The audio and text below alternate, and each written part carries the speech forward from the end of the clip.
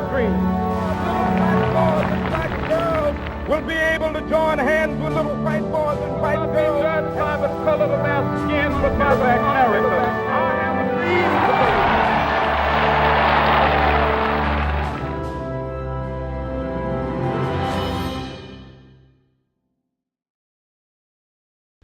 It was exactly 50 years ago that the Reverend Martin Luther King gave a speech which has gone down in history as one of the most celebrated.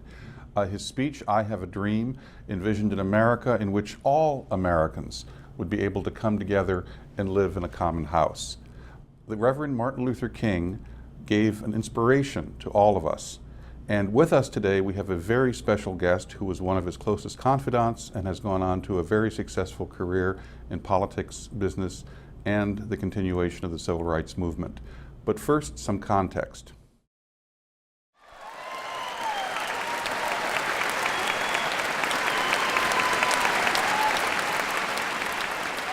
Over 200,000 people answered the call on August 28, 1963 to march on Washington for jobs and freedom. They filled the mall to listen to a day of speeches from the leaders of the civil rights movement. The last person to speak was the one most had come to hear, Martin Luther King, Jr. I say to you today, my friend,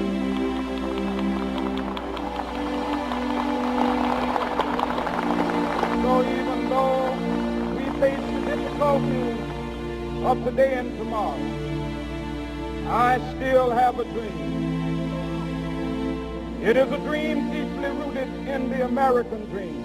A half a century ago, Reverend King's dream was still just that, a dream. The country was divided between black and white. Less than a year earlier, President Kennedy had to send 5,000 federal troops to stop the violence after James Meredith became the first African-American student to enroll at the University of Mississippi.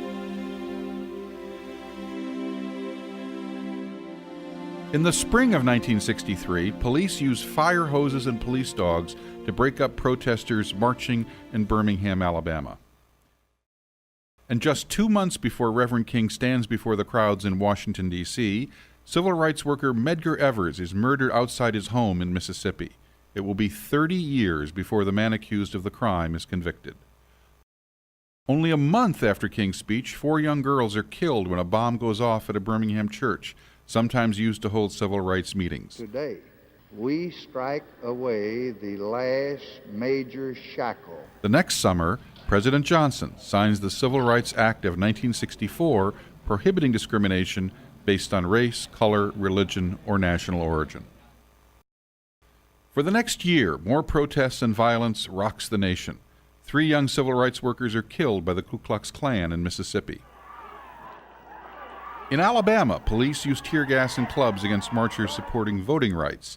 The images shock the nation and lead to the passing of the Voting Rights Act of 1965. Reverend King won't live to see his dream fulfilled. He is assassinated on April 4th, 1968. And will, to the best of my ability, preserve, protect, and defend the Constitution of the United States. So help you God. In the years since, great strides are made to bring equality and justice to all Americans. And while there are still hurdles left to conquer, Reverend King's speech echoes down the years, calling America and its people to greater things. When we let it ring from every village and every hamlet, from every state and every city, we will be able to speed up that day when all of God's children, black men and white men, Jews and Gentiles, Protestants and Catholics, will be able to join hands and sing in the words of the old Negro spiritual, free at last, free at last. Thank God Almighty, we are free at last. With us today to discuss the civil rights movement that culminated in great changes in America 50 years ago and continues today is Ambassador Andrew Young. Andrew Young was a confidant of the Reverend Martin Luther King in the 1960s and then went on to an extremely successful career. In 1972, he was one of 2 African Americans to be elected, the first to represent states of the old Confederacy since Reconstruction. Then he became President Jimmy Carter's UN ambassador and later mayor of Atlanta. He is now president of the Andrew Young Foundation. Ambassador Young, thank you so much for joining with us. Thank you very much for inviting me. So, the summer of 1963 was a momentous occasion in American history. Now, at the end of the summer came Dr. Martin Luther King's speech, but a lot of things were happening earlier. The letter from the Birmingham jail, the death of Medgar Evers, a whole bunch of things. Can you put Dr. Martin Luther King's speech in context regarding what was happening elsewhere in the country that summer? I can do that very well because in 1962, on the 17th of December, the Reverend Fred Shuttlesworth's church was bombed in Birmingham. That was the third time it had been bombed. And prior to the bombing of the church, there had been 60 bombings of homes in a newly formed black community, which later became known as Dynamite Hill. Now, these were not fancy homes, but these were the homes that were being built by the young men and women who were forming families, coming back from the Second World War, getting educated with the GI Bill, working in the steel mills of Birmingham, and wanting to live the traditional American life. They were not brick homes, they were framed, but they had a little garden, and they had azaleas, and they had roses, and they had picket fences. And somehow that inspired resentment from some elements of the Birmingham community. And those bombings occurred periodically for no reason that the black community had provoked other than trying to be a part of the American dream. And so Fred Shuttlesworth asked Dr. King to come to Birmingham, and he said, we can't sit here and passively sit by while these incidents continue to occur. We've got to confront segregation openly and honestly. And the letter from the Birmingham jail was written because Martin Luther King came over to Birmingham, joined Fred Shuttlesworth in demonstrations, and got put in jail.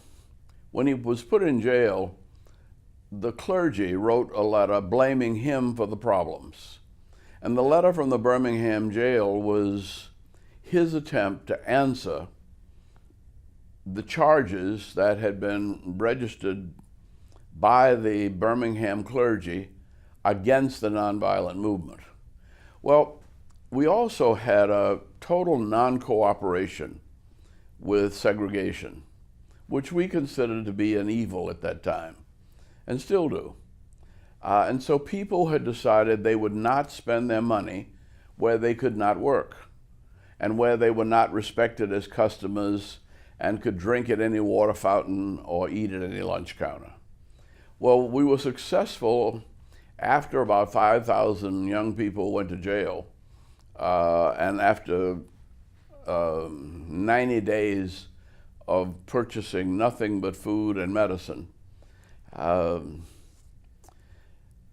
we were able to get 100 businessmen from Birmingham to sit down and agree, one, that they would take down the signs, black and white or white and colored. They would allow the women who were working there as maids to be dressed and serve as clerks and receive a commission as any other clerks did. That we would desegregate the lunch counters and that they would cooperate with us in trying to make it easier for people to register to vote. So at the time of the March on Washington, there had been some early successes, or some progress at least, in Birmingham and some other places. So what exactly led to the creation of the March on Washington, and why was Dr. King there? Was he the focal point of attention there, or was he just one of many speakers? No, the thing that happened after Birmingham was that we realized that Birmingham was just the small tip of the iceberg, that all of America had problems with race. All of Americans had problems with class. All of Americans had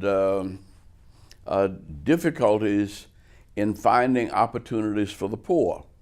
And the theme of Martin Luther King's organization, the Southern Christian Leadership Conference, was to redeem the soul of America from the triple evils of racism, war, and poverty.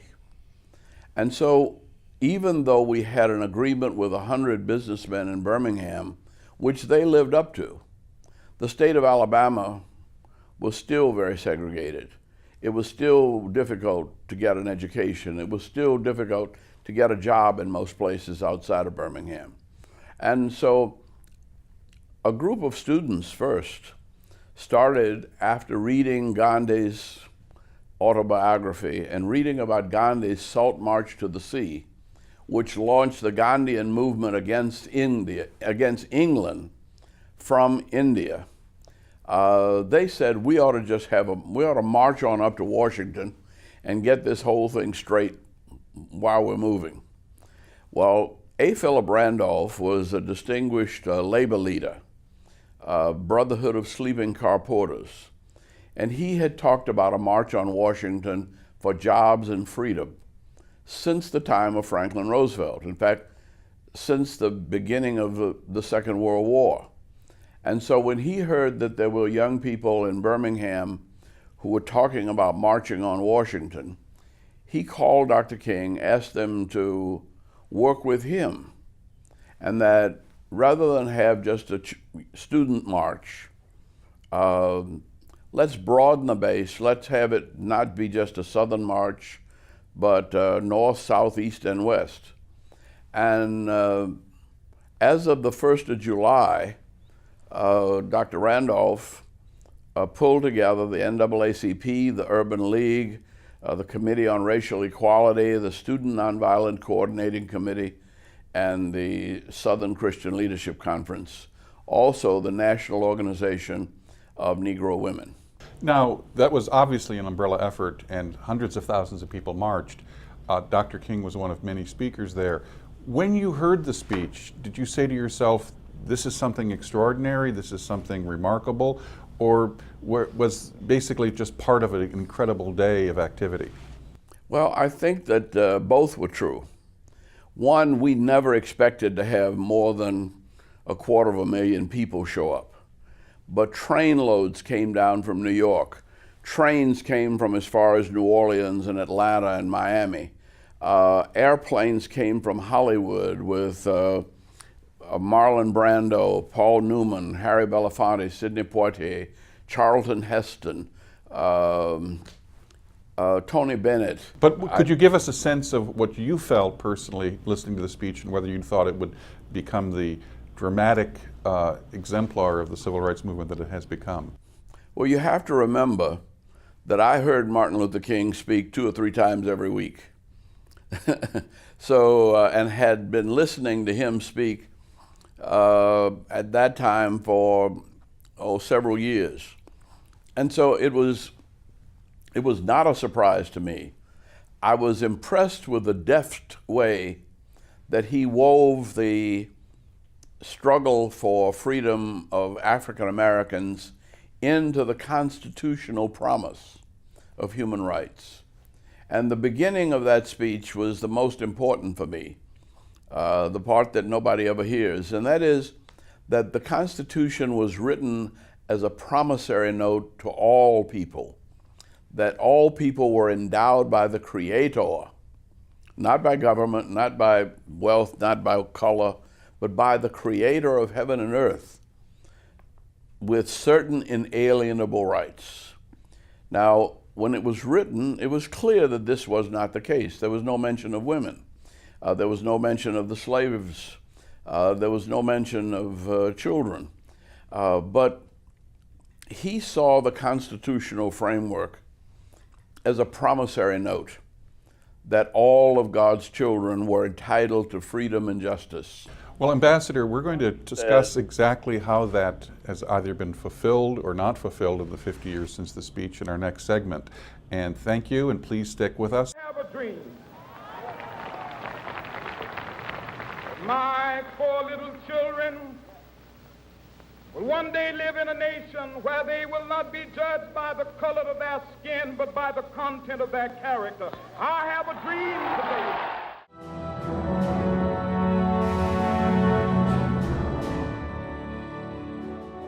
Barack Obama won an historic election as America's first African-American president in 2008.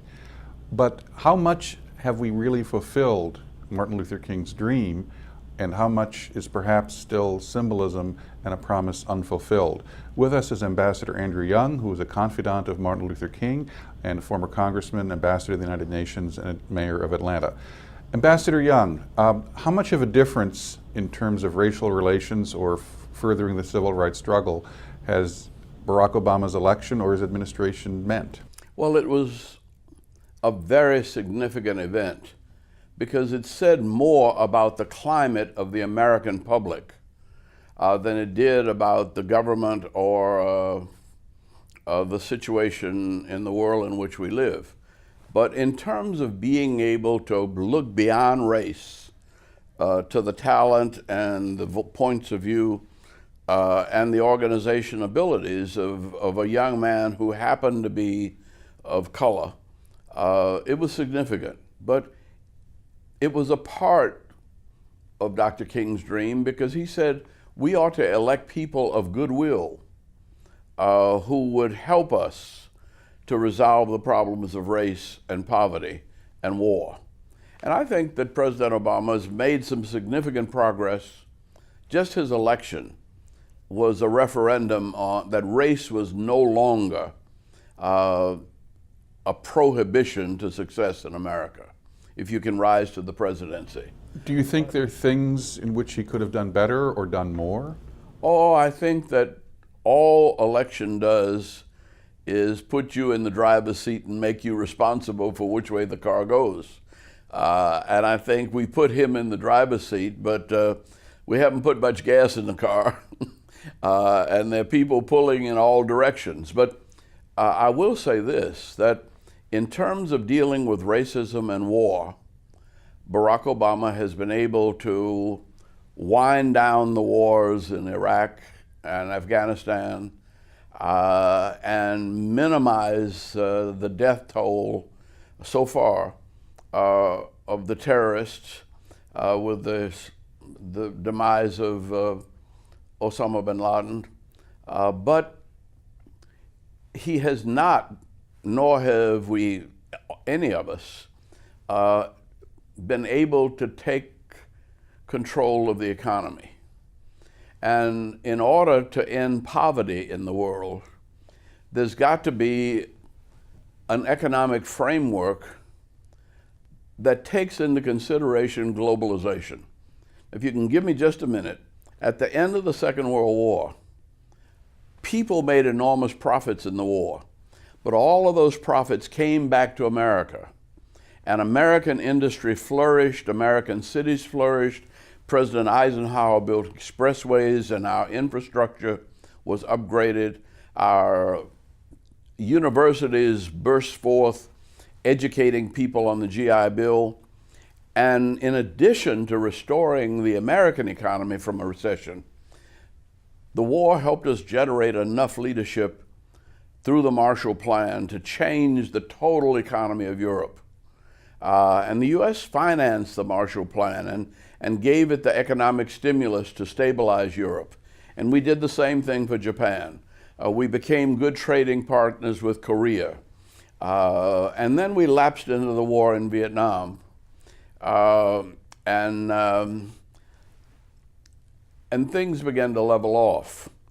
But something else also happened around the time the war in Vietnam came along, and that is that we broke up the agreements that stabilized the world economy and tied the dollar to gold and everybody else's economy to the US dollar. And once we broke that up, it seemed to me, I was in Congress when that happened, it seemed to me that we went off the gold standard and went on the oil standard. But the global economy has been on a roller coaster ever since. And so it's not only been harder for America to deal with poverty, it's been harder for everybody to deal with poverty unless they had oil or a massive workforce that they were willing to put in play. And so we may have wiped out poverty. Certainly close to 500 million poor have come out of poverty in Japan. Not Japan, I'm talking about China.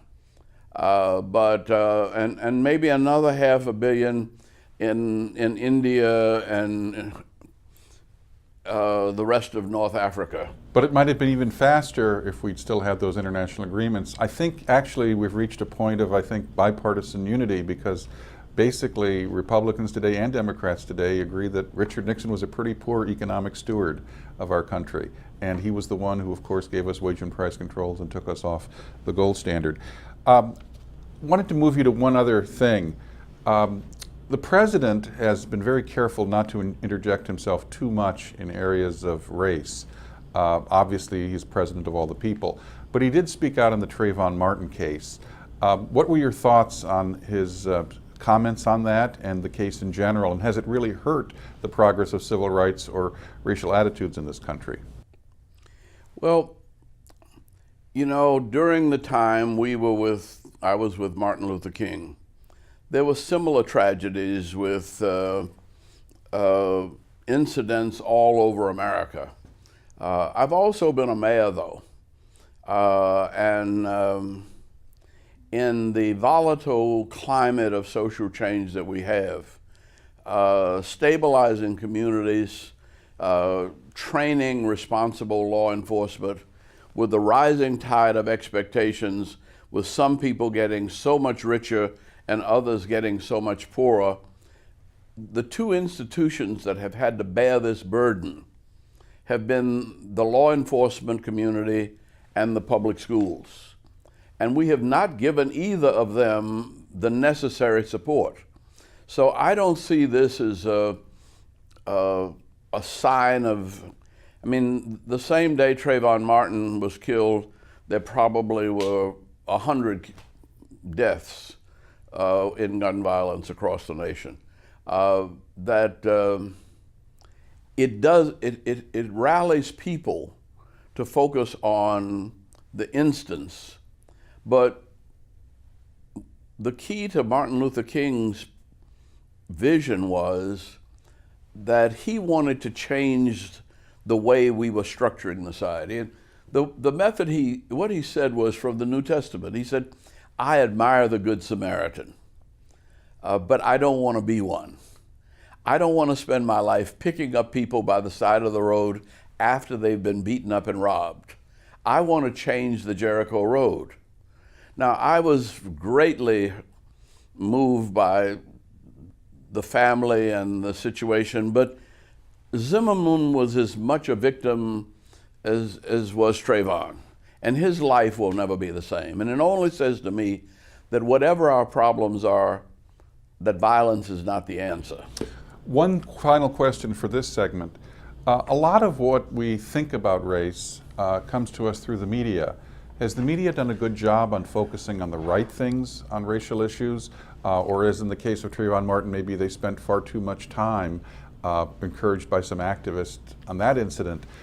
What can the media do better to try to frame racial questions in a more positive or a more helpful light? Well, one of the reasons I don't mind talking to you all regularly is you give me at least 10-minute slots.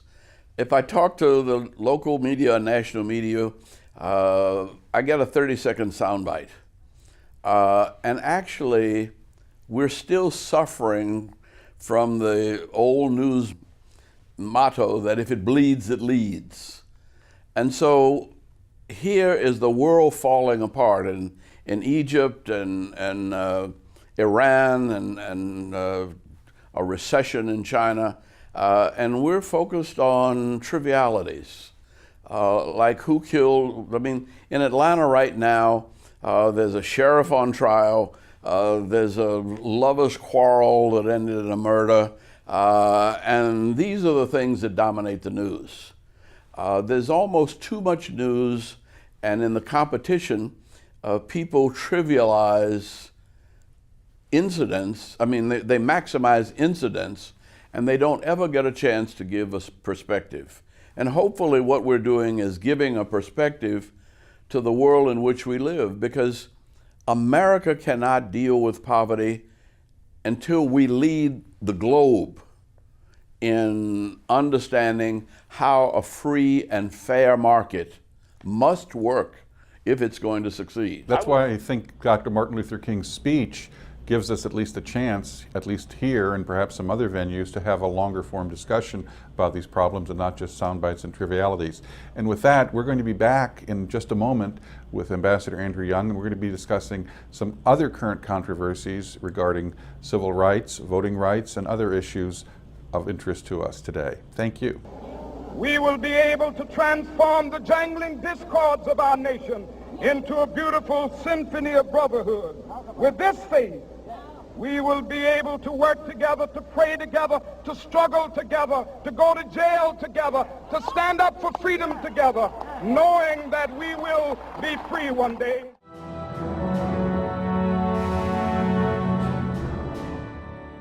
I'm John Fund for Newsmax TV, and we're talking with Ambassador Andrew Young, a confidant of Martin Luther King 50 years ago when he gave his famous I Have a Dream speech, and then was mayor of Atlanta and UN ambassador. Ambassador Young, one of the things that I think plagued the country 50 years ago was the fact that 2/3 of African Americans were unable to vote. We passed a Voting Rights Act, and we took other measures to make sure that African Americans would be able to fully participate in our democracy. To what extent has that promise been fulfilled, and to what extent have we made progress? I think that we've made significant progress, and we've made so much progress that there seems to be a reservation about the way we're voting. And so there have been efforts at voter restriction or repression, it seems. But the fact is that people will respond not just to race and class, but they do respond to issues. And I think we've made enormous progress. We do have a situation where it's possible around almost any given issue to build a majority. And that majority is not based on race, creed, or class. Hillary Clinton gave a speech before the American Bar Association saying that there is a nationwide assault on voting rights. At the same week, North Carolina became the 34th state in our country to pass a voter ID law. Now, this controversy is something that is tearing up the country a lot. Some people say that this is a legitimate effort to try to improve the integrity of elections. Others say that it's going to dramatically discriminate against minority voters trying to participate. What is your view? My view is all of the above. Now, I know that's strange, but the more people try to repress you, the more you're determined to rise. Our problem has always been apathy. And it may be that the best friend that President Obama had was those who were trying to repress the vote. Because when it became obvious that people didn't want us to vote, we became more determined to vote. So you have to be very careful trying to manipulate the American public. I learned very early in politics when I had no money, and my opponents always had 10 times as much money as I had. I found ways to use their money against them. You can't buy elections, I don't think. That people in a democracy, and with the mass media we have, are too smart and they're too sensitive, so that any effort to seize power is going to bring back a rejection by the people. And it doesn't matter whether it's political or business. When Wall Street got a little too heavy-handed and wild and free, there was a Occupy Wall Street, a movement against that. So it's one of the things I love about democracy. It works better if you play fair. Now, Voter ID is very common in this country. If you wanted to attend the Democratic Convention last year, or you wanted to attend the Republican Convention, you had to show an ID. If you want to get married, you have to show an ID. If you want to sign up for Medicare or Medicaid, but if or you're cash a my check, age you have to and show an ID. Is voting different from all those other things, and we have to look at ID in that context with much more skepticism?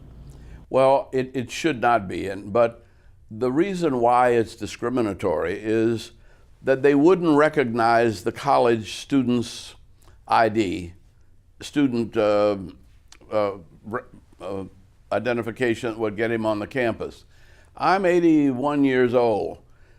When I have to go down and get my driver's license renewed, I'm going to have a hard time after I turned 80. And yet I plan to be around for another 20 years. You can get a state ID card that doesn't include driving privileges down at that office, couldn't you? Well, I don't know. See, because it's those of us who have always had voter ID, had identification for check cashing purposes. I would like to see a voter ID offered by Walmart. I mean, anywhere you do business, it would be very good if the computerized financial services industry, they can put any kind of advertisement. I can get a Falcons football credit card. Why can't I get a credit card with a picture ID that's identifiable? Actually, that's probably coming. Well, you mentioned that a few years ago when we talked, you mentioned that if the voter ID was made universally available and if it were easy to get, you said that it would be a weapon against the bondages of poverty, because ultimately you can't fully participate in the mainstream of American life unless you can prove who you say you are. In fact, I've been an advocate, and we're working with Operation Hope. And one of the things we're advocating is everybody having a bank account. And that as you go to the bank to get your bank account, it would save so much money if most of our transactions, as they are rapidly becoming, electronic. And so we're putting Operation Hope offices inside banks that will do credit counseling, that will give IDs for banking. Now, whether those for me ought to be recognizable at the voting booth. Well, let's stipulate that there may be people of advanced years over the age of 80, as some in our audience are, who may have trouble getting an ID or be confused. But on the other side of the equation, this talk of voter suppression. In Georgia, they've had a very, I think, tough voter ID law for several years, since 2005. Since then, turnout among minority groups, including African Americans, has gone up most years, including years in which Barack Obama wasn't on the ballot. Is all this talk that ID leads to voter suppression perhaps a little bit exaggerated? No, it's true. But the attempts at voter suppression motivate the minorities to turn out greater. So in other words, the more you talk about it... The more you talk about it, the more you're going to mobilize your opponent. Gotcha. As a politician, the first thing I learned in politics was never call my opponent's name. Never say a nasty thing about him. Right. Well, I wanted to ask you also about affirmative action. We've had another case from the Supreme Court, which I think fenced in a little bit the ability of universities to provide preferential treatment for some minorities. About 10 years ago, we had a Supreme Court decision in which Justice Sandra Day O'Connor was the crucial swing vote, and she said, yes, we should have diversity programs in college. There's a benefit to having a diverse student body. But she said there probably should be a time limit on this, maybe 25 years. Do you think we will have to have these programs ad infinitum on into several more decades or hundreds of years? Or do you think there is a point at which we should start scaling back and trying to achieve more of a color-neutral policy? Well, let me say we're not quite there yet. I read an article where Nelson Mandela in jail was arguing with one of his Indian jailmates whether they were going to have a multiracial society in South Africa. And Mandela said, no, a multiracial society is too complicated. we have to work toward a non-racial society. Now that, I think, is the ideal. But in the meantime, I think, for instance, that Atlanta works best, and we're one of the fastest growing cities in America because we have made an effort to include minorities and women-owned businesses in contracts. Now, in the Olympics, 41% of all of the Olympic $2.5 billion went to minorities. Well, the majority group said, that's not fair. I said, no, if you stop and look, over 10 years, we got 40% of $2 billion. But because we were working together, black and white, Atlanta attracted $7 to $10 billion each of those years. Now, the $7 to $10 billion that came because of our government inclusion of black businesses in the $2 billion gave them 90 to 95% of $5 billion. So it's not a matter of morality, it's good economics and good business. Well, actually, absolutely. In fact, I think Atlanta's rise to prominence as an economic center in this country began in the 1960s when it became known as the town that was too busy to hate. A city too busy to hate. Exactly. But you know where that came from? No. That came from Coca-Cola. And Coca-Cola had been active. The president of Coca-Cola, who was from LaGrange, Georgia, had been in South Africa before he came back to be the CEO at Coca-Cola. And he saw the bad effects of the economy in South Africa of apartheid. Right. So when he came back to Georgia, he said, we don't want apartheid.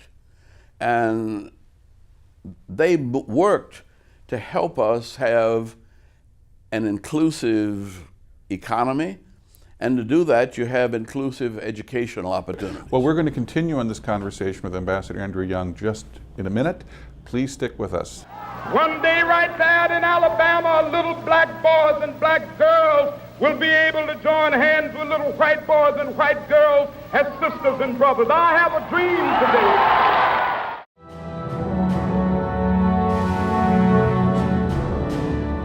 I'm John Fund with Newsmax TV. Joining us is Ambassador Andrew Young, a confidant of Martin Luther King during his famous I Have a Dream speech of 50 years ago, and since then a mayor of Atlanta and ambassador to the United Nations.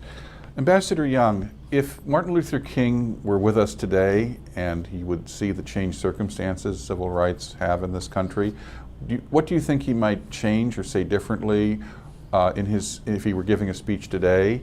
Obviously, we can't know for sure, but you knew him as well as anyone. Well, unfortunately, he was worried about America when he was killed. And he was worried about America because America was not aware of the need to deal with the problems of the poorest of the poor. And he said things like, the bombs we drop on Vietnam will explode at home in inflation and unemployment. That was his first attempt to get a grasp of the global economy. I was fortunate enough to move into the banking committee when I went to Congress, and I realized that America's economy runs the world. And recession anywhere causes recession everywhere. If China has economic trouble, if Mexico has economic trouble, it ends up being trouble here. Now, we knew that in 1963. And I think that the Marshall Plan understood that America's leadership was needed to give global stability to a world economy.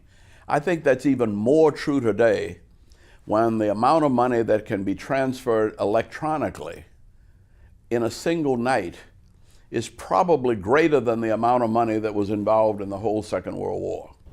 Well, I understand your point, but we also have had other problems which perhaps are in reaction to some of the reforms that were made to try to broaden the American dream to more groups.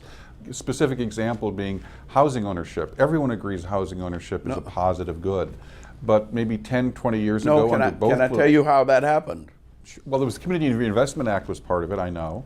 Sure. No, but we also had savings and loans. And savings and loans were basically community banks that did only mortgages. and they were responsible for the mortgages. There was something called Regulation Q that kept the savings and loans and mortgages and kept the commercial banks out of housing.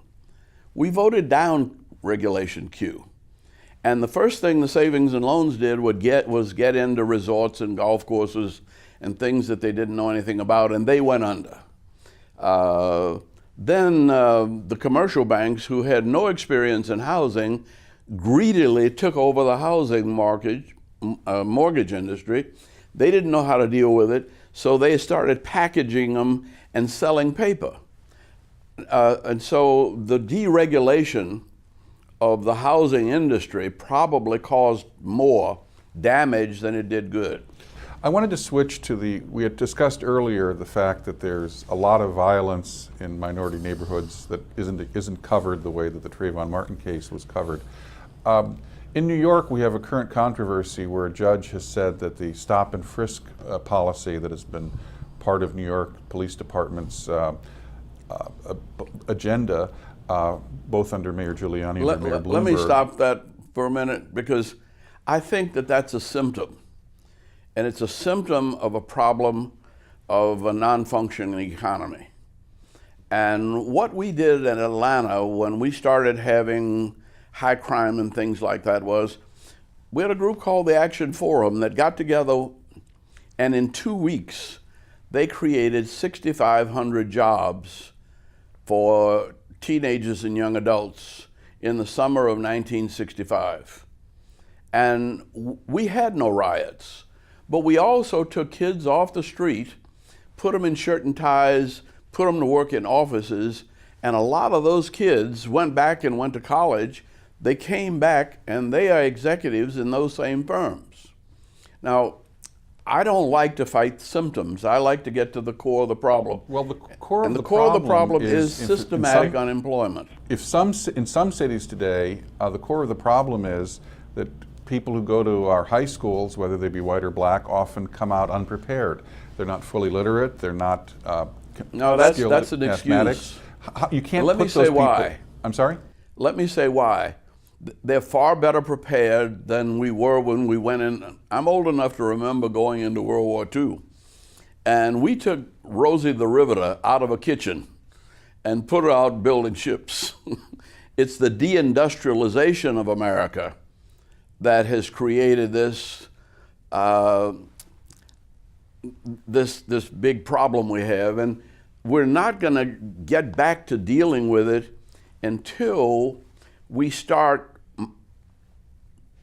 tooling our businesses to take the lead in world markets. There's no country, there's no company that's doing business in Africa that's in a recession. In the short term, though, you said we haven't done enough to support our schools. If you could change our policies towards schools, how they're funded, what areas of choice parents would have in picking schools, what would you do? Well, what I would do was get as close as possible to schools of 500 or less in elementary school and 1,000 or less in high school. Because we have the big super high schools that we built, which we didn't build for science laboratories. We built them to have bigger, better football teams, let's face it.